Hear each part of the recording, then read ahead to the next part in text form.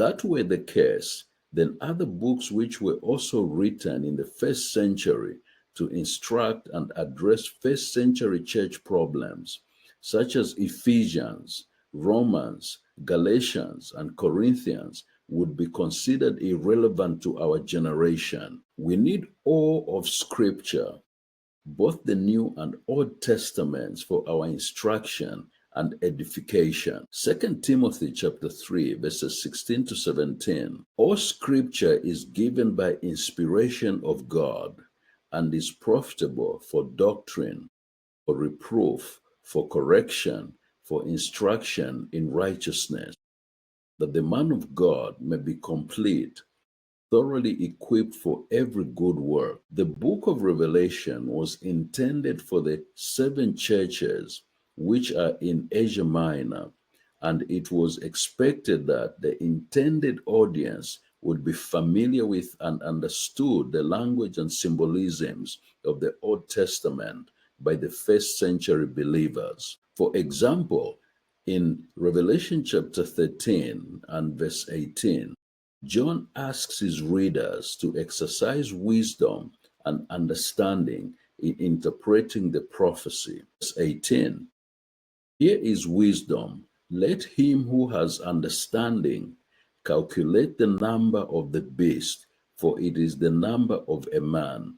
His number is 666. For us today, the book of Revelation is, number one, an understanding of God's requirement of absolute obedience from his believers. Number two, his sovereign workings of power and providence on behalf of his people. Number three, he expects us to apply these same principles to our lives and contemporary culture, that there is no neutrality between Christ and Satan. Number four, the primary relevance and fulfillment of most of the prophecies was for the first century believers. The early church had 2 major enemies instigated by Satan: apostate Israel and the Roman Empire. The two had conspired to having Jesus killed. The message of the book of Revelation was that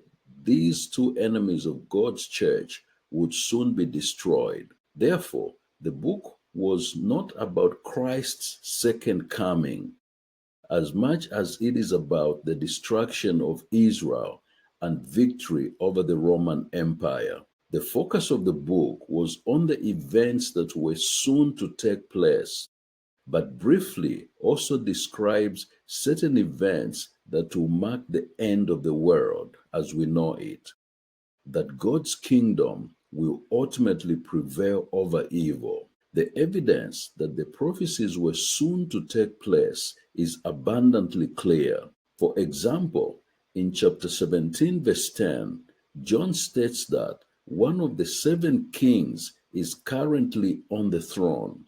And again, in the present tense, he says in the same chapter, verse 18, that the great harlot is the great city that reigns on the earth. It can also be seen how in Daniel's case, he was ordered to seal up the book until the time of the end.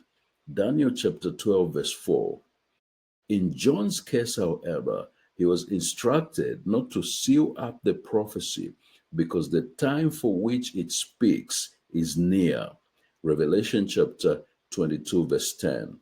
The book of Revelation is exceedingly complex because it has a lot of Old Testament imagery, but not necessarily impossible to understand.